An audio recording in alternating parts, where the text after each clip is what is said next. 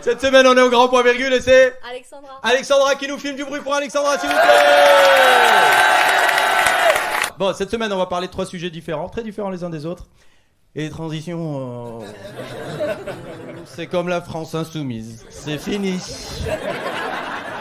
Ah, on commence à bien cerner l'équipe, là, hein, Et depuis des années, ils se font passer pour les Avengers, là.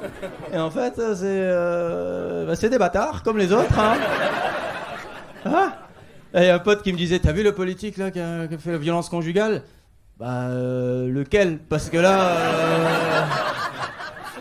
T'as l'impression, tu vas être politique ? Ouais. T'as fait l'ENA ? Ouais. Frappe ta femme ? Non ? Allez, rattrapage. Vas-y. Alors bon, vous l'avez vu, Adrien Quatennens, il a reconnu avoir giflé sa femme. La France Insoumise, ils ont condamné. Ils ont dit, c'est pas normal, c'est un geste inadmissible. Quand on met une gifle à sa femme, il faut pas le dire. Enfin, putain, c'est la base, Adrien. On apprend ça en première année. Tu dis la vérité uniquement en cas de jamais. Il est encore tombé dans le piège. Jamais.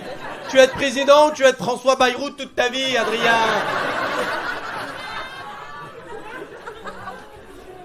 C'est des ouf, hein. Ils l'ont pas viré, hein. Ils l'ont pas viré, quoi. Le mec, il vote des lois, ils l'ont pas viré, quoi. C'est presque à la limite, ils sont là. Oh, une gifle. C'était une gifle bio. C'est du fait maison, quoi. Et en plus, d'après la police, le mouvement de la gifle n'a pas dépassé les 50 km/h. La main n'a pas été flashée. Donc techniquement, on est plus dans un cas de caresse à inertie majorée. Voilà.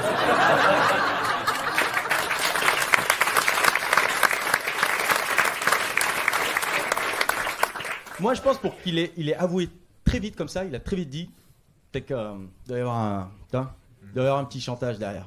Je suis sûr, il y a un mec qui lui a dit, bon, soit tu le dis, soit je sors la vidéo de toi avec la chèvre et Jean Castex. J'ai giflé ma femme, comme les fruits et légumes, 7 par jour.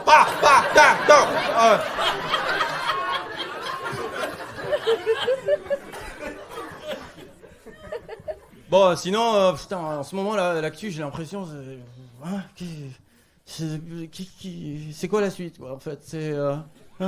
8e vague, 3e guerre mondiale... 72e plainte contre PPDA, c'est quoi la suite en fait Bon, vous avez vu, Poutine, il a dit je vais lancer la bombe atomique. Zelensky, il a dit je crois pas. D'accord. Donc les mecs, ils jouent à cap ou pas cap en fait. Donc il est là, attention, je le fais. Attention, chiche. Ah ouais. Oh merde, putain, les parti. Oh pardon. Joe Biden aussi, il a dit je vais appuyer. Bon, il se rappelle plus le code, mais ce qui est... Jacqueline, j'avais mis un post-it là, avec des numéros. Jacqueline, elle s'appelle comment ma femme déjà ? C'était dur, hein. En ce moment, les présidents, putain, nous on a un gosse tête à claque, eux ils ont un mec empaillé. En Russie, tu dis bon, la camisole, hein, les gars. Hein. En Ukraine, Zelensky, c'est un humoriste. Bonsoir, monsieur, dame. Alors, vous êtes en couple, vous êtes quoi ? Président. Et nous, on est là, le monde va mal. Ben ouais, à ton avis, pourquoi ?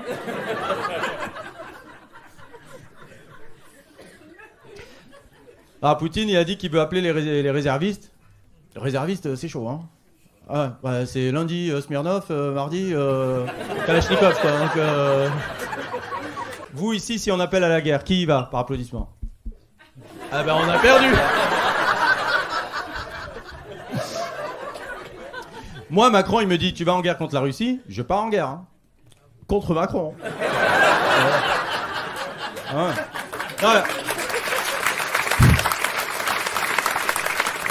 Bon, après, il y a un petit dilemme aussi. On me dit, ou tu vas en guerre, ou la France devient russe. Qu'est-ce que tu choisis, Naïm ? Déjà, je m'appelle Sergueï. Tu vois, déjà. T'as pas vu ma chapka, s'il te plaît ? Parce que...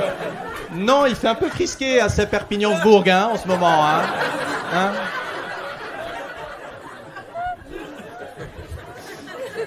Alors je sais, il y en a, ils vont me dire, attends, t'es pas patriote ? Non. Non, mais j'explique, je vais vous donner ma définition du patriotisme. Patriotisme, 2 points. Petite astuce des chefs de tribu pour que le peuple aille protéger leur petit cul. D'ailleurs, patriote, vous saviez, ça vient du grec patrios, qui signifie « va mourir à ma place, s'il te plaît ». Ah ouais. Merci Alexandra, merci le grand point virgule.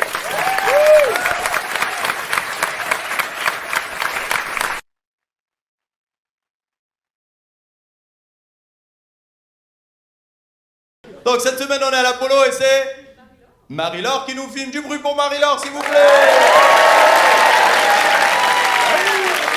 Bon sinon les casseroles, alors, je sais pas ce que vous en pensez à des casseroles. Moi je trouve ça suffit. Non, faut passer au wok là, faut un truc un peu... faut monter en gamme là. Macron il a dit bon c'est pas les casseroles qui vont faire avancer le pays. Bah toi non plus hein. Donc moi entre Macron et une casserole, je vote pour la casserole, hein, je te dis direct. Vous savez la différence entre Macron et une casserole? Une casserole, dès que tu la vois, tu veux te taper dessus. Et ah bah non, il n'y a pas de différence, pardon. Je suis très mauvais dans le jeu des différences, excusez-moi.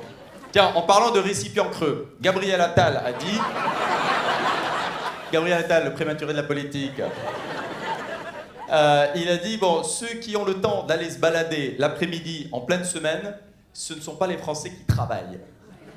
Et je suis d'accord avec lui, hein, tous ces ministres qui se baladent n'importe où là, à dire arrêtez les casseroles, on peut pas se promener tranquille. Hein. Ah bon, après c'est pas des balades bucoliques, hein. Vous avez vu Papendia, il s'est fait exfiltrer. Vous avez vu les images? Oh là, il a exfiltré, était là. J'ai pas peur, je vous le dis sans trembler, j'ai pas peur, d'accord? J'y reviendrai parce que moi je suis un ministre de terrain. Ministre de terrain, il n'est pas sorti de sa bibliothèque depuis Germinal. Si tu me parles, ministre de terrain. Il n'a pas lu tous les bons livres, je pense en plus, hein, Papendia, il y a la bibliothèque. Hein. Vous avez vu son idée pour l'école? Nouvelle idée, là, il va plier le game. Alors là, ah ouais, l'école, c'est le merdier depuis 50 ans, Papendia y arrive, pas. Il a dit à la rentrée, je mets un truc en place, ça va être la folie. Alors là, à la révolution, les Américains vont nous piquer le concept. Il a dit, si le prof de maths est par exemple absent, eh ben c'est le prof d'anglais qui le remplace. Attends, j'ai pas fini. Et le cours de maths sera remplacé, récupéré au moment où le prof d'anglais sera absent. Ah, parce que Papendiaï, c'est sûr, quand son prof de maths était absent, il n'était pas remplacé. Hein. Quelle idée d'abruti, Papendiaï. T'as envie de lui dire, mais si le prof de maths remplace le prof d'anglais, qui remplace le prof de maths? Et, ben c'est le... vous pouvez m'exfiltrer, s'il vous plaît? Elisabeth Borne, ça y est, elle a annoncé enfin, la feuille de... Enfin, les songes... Bon, elle a annoncé son pot de départ, hein, grosso modo. Hein, ça y est, on va pouvoir débrancher le robot, là. Recyclage? Ah non, incinération, il n'y aura plus besoin. Hein. Et alors, bruit de couloir, je sais pas. Hein, bruit de couloir, oui, non. J'ai entendu Premier ministre Sarkozy. Tout le monde m'a entendu? Sarkozy, il marche pas le micro ou quoi? Test, 1, 2, Sarkozy en prison. Ça marche? Si, ça marche. Il a plus de bracelets que Mr. T, Premier ministre. Alors là, au moment où on fait la vidéo, on sait pas qui a gagné la Coupe de France. Mais par contre, j'ai un scoop pour vous, je sais qui a perdu. Emmanuel Macron. Ah ben, de toute façon, soit il y va pas et il va passer pour une baltringue, soit il y va et il y a 80 000 spectateurs. Baltringue! Alors apparemment, il va y aller, mais il va pas descendre sur la pelouse. Ah ouais, il va être dégoûté. Mais alors, je peux caresser la nuque de personne, quoi! Quoi?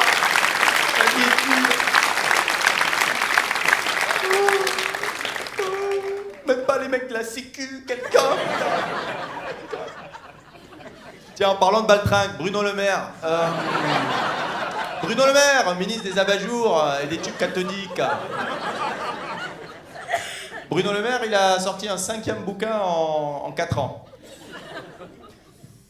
Quand est-ce que tu travailles? J'en peux plus de ces mecs. Quand il y a un pote qui me dit non, mais tu sais, il y a des génies, ils arrivent à faire plein de choses en même temps. Je lui dis, t'as pas bien entendu? Bruno Le Maire a sorti un bouquin. À dire, oui, mais quand Bruno écrit un livre, c'est le prof d'anglais qui a ta gueule, Papendiaï. Et pour finir, Joe Biden, il se représente. Voilà, il n'y aura pas mieux comme chute. Merci Marina, merci l'Apollo.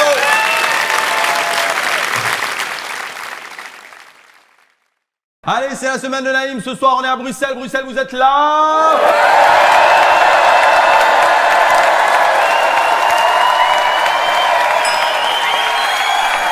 Bon, allez, on y va. Eh, j'ai vu là en arrivant, l'essence chez vous, c'est moins cher, hein?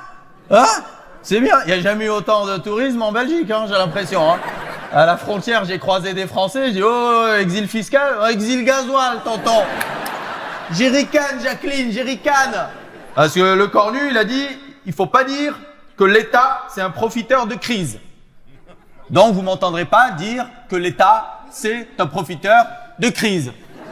Mais j'espère que vous non plus, vous le direz pas que l'État, c'est un profiteur de crise. Parce qu'il a dit, il faut pas dire que l'État, c'est un profiteur de crise, le cornu. Sinon, il va froncer les sourcils. Bon, il n'y aura pas de différence, mais il a dit, faut pas dire que l'État, madame, je vous demande de vous arrêter, je vous entends le dire. Non, l'État, c'est pas un profiteur de crise. L'État, il prend 60% de taxes sur l'essence. Donc, c'est pas un profiteur de crise. C'est lui, la crise. Hein. 60% de taxes sur l'essence. Tu veux faire Paris-Barcelone, mais comme il y a l'État, tu finis à Brive-la-Gaillarde. C'est pas les mêmes vacances, tonton, hein? Je viens d'apprendre, là, sur l'essence, encore une fois, je pensais plus être surpris avec ces histoires de taxes. Je viens d'apprendre l'essence, donc tu as le prix de l'essence. Par-dessus, il y a une multitude de taxes, ce qui te fait un prix global essence plus taxes. Et sur ce global-là, il y a la TVA.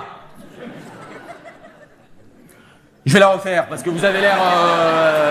tout va bien, tout va bien. Il y a le prix. Derrière, il y a des taxes. Après, sur ce prix-là, plus les taxes, il y a la TVA. Il y a des taxes sur les taxes. Taxes au carré, les bâtards, ils mettent.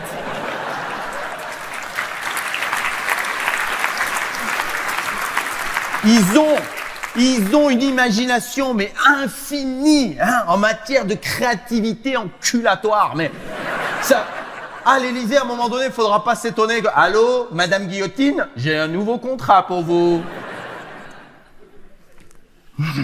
Allez, je me calme.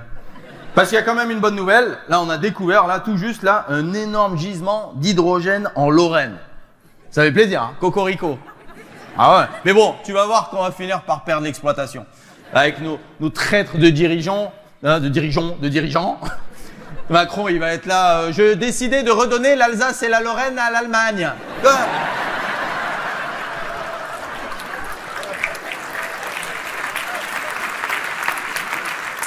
Oui, c'est un bon deal. J'ai bien discuté avec Ursula von der Leyen. Enfin, elle a baissé le froc, elle m'a fait tish la tréha. On redonne l'Alsace et la Lorraine et en échange, ils nous donnent 3 magasins de bretzel. On va les appeler les bretzel Washington. C'est une bonne idée? Hein? C'est une bonne idée? Non? C'est une idée de Gabriel Attal alors. Hein? Et apparemment, ce serait la plus grosse réserve d'hydrogène du monde. Hein? Donc qu'est-ce qui va se passer?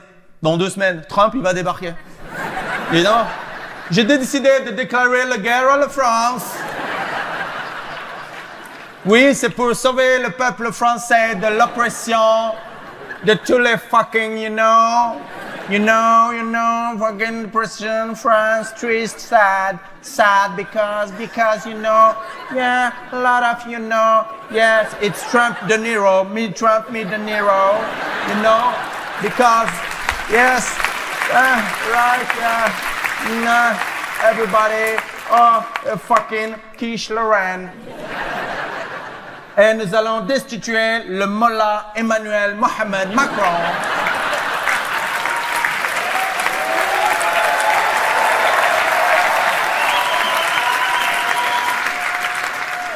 Ainsi que son mari Brigitte. Il va le faire, il va débarquer, Trump. Et Netanyahou, là, avec leurs attaques préventives. Elle est magnifique, celle-là, attaque préventive. Mais si, on a raison. En fait, on les a attaqués parce qu'on pensait qu'eux, ils allaient nous attaquer. Et tu vois qu'au moment où on les attaquait, juste derrière, eux, ils nous ont attaqués. On avait bien raison.